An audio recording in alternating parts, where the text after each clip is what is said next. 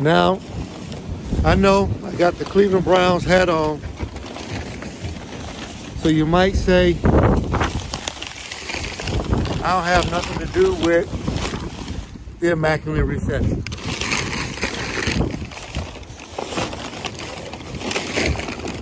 I know. A part of what you're saying is correct. One, because the Immaculate Reception happened in December 23rd, 1973. Now, I was born July 18, 1972. So if you're pretty good at math, you know I was just into the world about 3 months or so before that. But where the real connection comes in at is I grew into what I'm going to label as a great football person. And as a great football person, I'm a part of football and the history of football. So that gives me a little authorization to talk about what is arguably labeled as the greatest play in professional sports. The Immaculate Reception. Pittsburgh Steelers versus the Oakland Raiders. The scene was set. The Raiders was actually a great team and had been for a lot of years. And the Pittsburgh Steelers, on the other hand, had been bad, very bad, for a lot of years. As a matter of fact, they never won really anything. They were an embarrassment. Franco Harris, who was arguably the greatest running back ever, was drafted to Pittsburgh that year. And he was the football running back for the Pittsburgh Steelers for the Immaculate Reception. He ends up being the one that made the catch or the questionable catch, depending on what side of the coin you own. When you look at the film of the actual catch, it's really hard to tell. It's really hard to tell if the football touched Frenchie Fuqua, who was the wide receiver for Pittsburgh at that time, or if Tatum, Jack Tatum, the assassin, who was a hitter, actually touched the football and knocked it backwards with a shoulder pad, face mask, helmet, or whatever, or did Frenchie Fuqua with his hands, or you can see in the film that it does not hit his helmet. So it does not hit Frenchie's helmet at all. You can see that. But does it hit his hands? Does Jack Tatum's hit causes the ball to ricochet back into Frenchie and touch it? But from the view, excuse me, the shoulder pad of of Jack Tatum is interfering with the view. So his shoulder is up there. The number 31, which is my cousin Dave's jersey number in high school at Shaw High School. He ends up hitting him in the shoulder, or did he hit him in the shoulder with the football? Or did that football actually bounce off of Frenchie? Now that's one question. Now Franco, in the beginning of this play, was standing back, supposed to be blocking for Terry Bradshaw, who was running for his life. Now, Terry Bradshaw is running for his life. It's fourth down. Let me say this. Let me set the stage again. This is the playoffs, or the run for the playoffs. One of the two. I still need to be clear on that. But the game is the Raiders are winning 7-6, 7-6, and Pittsburgh is on the Raiders 40. Pittsburgh is on the Raiders 40-yard line, and being on the Raiders 40-yard line, it's fourth down and it's 10. 4th and 10. 22 seconds left in the game. 22, that's it. If the Raiders stop this 4th and 10, they win. Now, the Pittsburgh Steelers also have an opportunity to squeeze the football closer, get a first down, possibly, if they have a timeout, or spike the football, kick a field goal, and possibly win 9-7. That's still a scenario that's in the equation. But the only way that can happen is if Franco does, let's say, make this catch, runs and gets tackled by Filippiano, then maybe he still gets enough for a first down. So if he gains the 10 yards necessary for the first down, they have to get up now and spike the ball, and now have to bring the field goal kicker in and see if he can make it with probably about 8, 7 or so seconds left in the game. Some infractions in the play, this is the part of the theory, is that Frenchie Fuqua, question is, did Frenchie touch the football? Now they have rules in the section rule book that says only one person can touch the football on the team.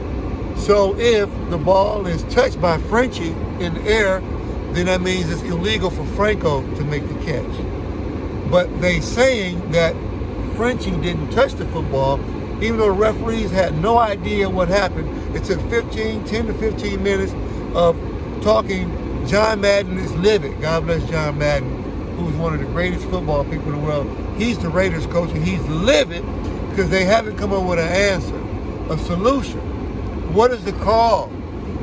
John Madden claims that the referee went over to a booth somewhere, got on the telephone, made a phone call, and talked to somebody. That person made the decision to call it a touchdown. The Raiders people believe if he did not come back and call that a touchdown, it's very possible that those referees would not have gotten out of Pittsburgh alive. I don't know.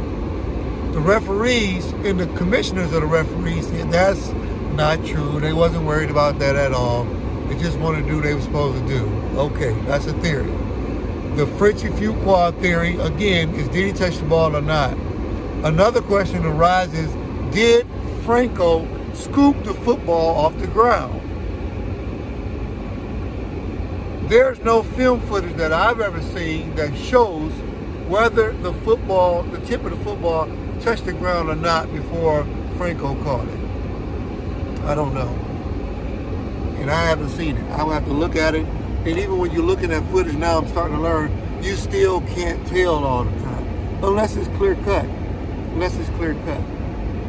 But I'm watching it to try to learn as much as I can about it. Franco, who was standing back there blocking for the quarterback, Terry Bradshaw, who was running for his life, was standing there. This is where I have to say, if you didn't believe in God, something happened spiritually that caused Franco to run forward. He should have just stayed on the line lazy like everybody else. But you see him sprint forward. And he said in one of his speeches that he gave, had he been a second faster or a second slower, he would not have been in position to catch that football.